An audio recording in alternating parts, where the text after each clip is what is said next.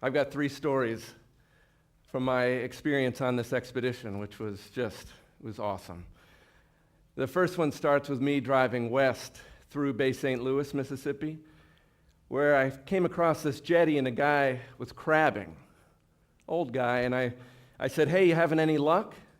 And he said, damn, last week every crab I opened was full of oil. This week they're clean, so I'm gonna eat good. 20 yards away, this is what I saw.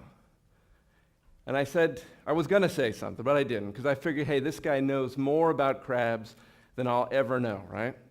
So I drove on, I thanked him, drove on to New Orleans, where I met with Dr. Aaron Gray at Tulane University. Aaron's one of these people that knows so much about crabs. I never knew there was so much to know about crab sex, about crab life history, about crab habitat, etc. Well, literally 2 days ago, she sent me this picture.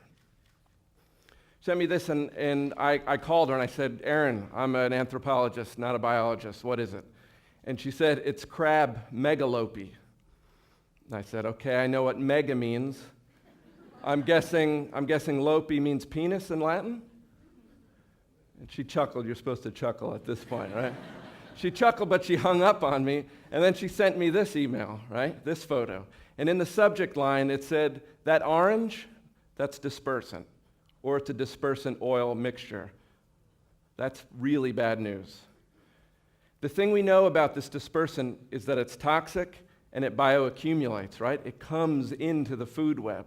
I got to experience this firsthand out in the Mississippi, out in what's called the bird's foot, which is where the river finally reaches into the Gulf.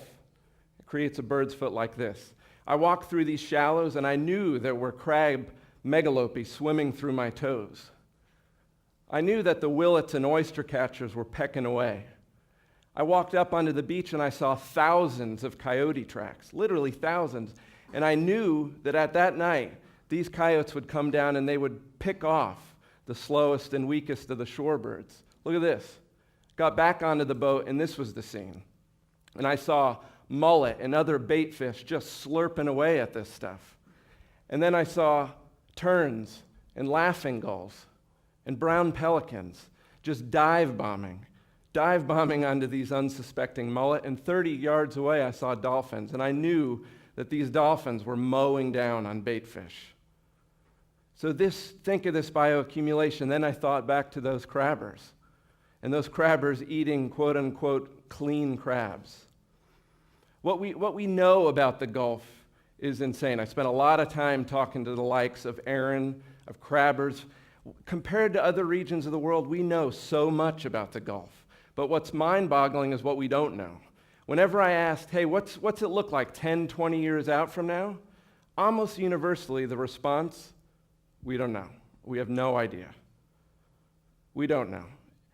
And it's not for lack of knowledge. We know a lot, right? But it's the volume, it's the scope, it's the fact that there's these disconnects between deep pools of knowledge, and we don't have a model. We've never dealt with this kind of thing before. This is huge. So we don't know, but we better figure it out. And so my first recommendation to this group, a concrete recommendation, is that we develop a really, really robust monitoring program and we implement it. Because monitoring means accountability. If we know what's going to happen, if we know what's happening, we can hold the likes of BP accountable. Second story, Grand Isle, Louisiana. Standing on this beach, having a beer with a shrimper who said, "Damn, before this spill, I would have been out there all night. I would have netted 15,000 pounds of shrimp. 15,000 pounds.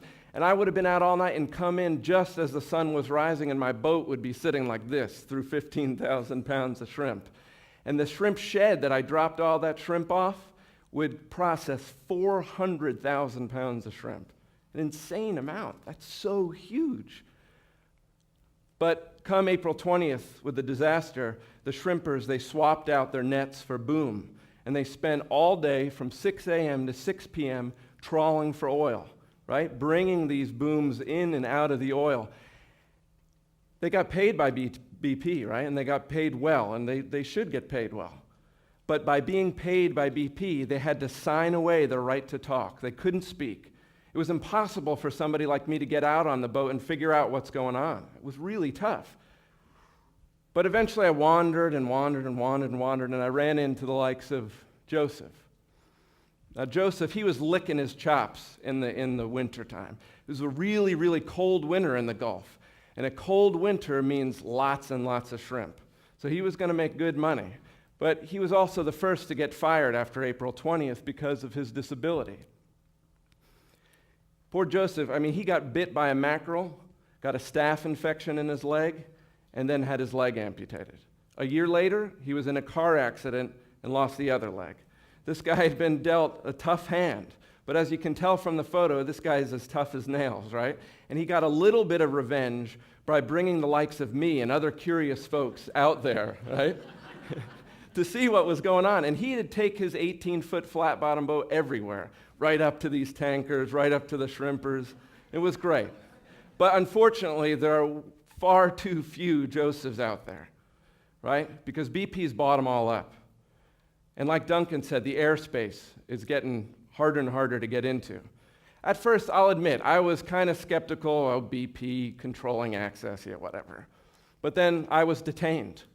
I'd crossed this boom and I'd stepped on apparently contaminated sand, right? And I got to fulfill my Messiah complex because all of a sudden, this swarm of people came around. They started washing my feet, right? They washed my feet. They took my sandals, my shoes actually, and they decontaminated my shoes.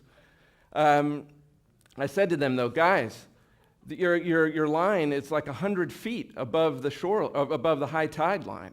All it's doing is controlling access to the really interesting stuff that's going on in the beachside. So I used to think, hey, at least BP's pumping lots of money into this equation. They're going to clean it up. But because the money's coming from the pockets of BP, it allows them ultimate control, right? It allows them control of access, control of messaging, control of information. So my second recommendation to this group is we need to keep this fundraising engine going, right? Because all money's not created equal. We can't be afraid that small donations next to BP billions don't mean anything, because they do. They really do. This is the fuel that keeps the engines running of groups like the Mobile Baykeeper and like the Gulf Restoration Network. They'll be talking to you later on. These are the folks on the front line who at least keep the window open on what we're looking at, right? This is our hope. Third story begins with guilt. I was down in the Gulf for a month, and I'd be talking to Joseph, Captain Dana, and Casey and his crew, and I can collect in stories, really, really tough stories. But then I'd get to go home and be in my relatively cozy home. But I eventually got a little bit grounded when I thought that what was going on in the Gulf is not just a Gulf issue. We all use oil, we all spill oil. Like Philippe said, what's going on here in the Gulf disaster is part of our country's unfettered search into deeper and riskier waters. And nowhere on the planet embodies risk more than drilling up in the Arctic, right? Nowhere. So it's this risk that links what's going on in the Gulf to what could go on in the Arctic. Right here, this is a picture of the Frontier Discoverer. It's a boat in the Philippines that's chomping at the bit. You know they're chomping at the bit for 2011, where they can go up to the Chukchi Sea. As long as they rely on ADD, the fact that as a country we've got ADD, and we'll forget about the Gulf. We'll grow tired of what's going on in the Gulf. And this boat, run by Shell, will slip under the radar screen, and it'll start to take risks up in the Chukchi. And disasters will unfold up in the Chukchi Sea that, will make what's happening in the Gulf look small, because we can't deal with oil spills up in the Chukchi. The weather's way too bad. The infrastructure's just not there. But it's not just corporate risk, it's individual risk, right? We all burn oil.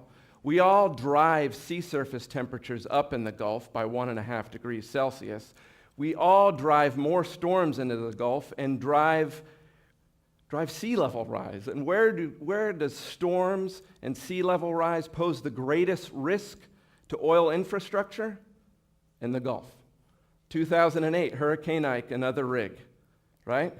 So it's this global risk. It's this intense risk. You don't have to have oil in your front yard to be concerned about it, because oil is going to get in front yards after this tropical hurricane season.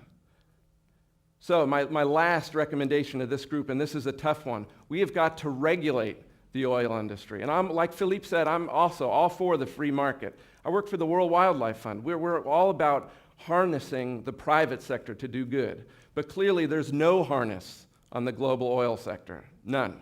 And risky behavior is driving unbelievable problems. Wells are splitting, right? Pipelines bursting in places like the Alberta oil sands, in the Komi Republic of Russia, off the coast of France, up in the Sakhalin Islands, off the coast of South Africa, in Galicia, Spain, from Siberia to Scotland, and from Karachi, Pakistan to Alaska, from Algeria to the deepest recesses of the Amazon, and then finally back to the Gulf.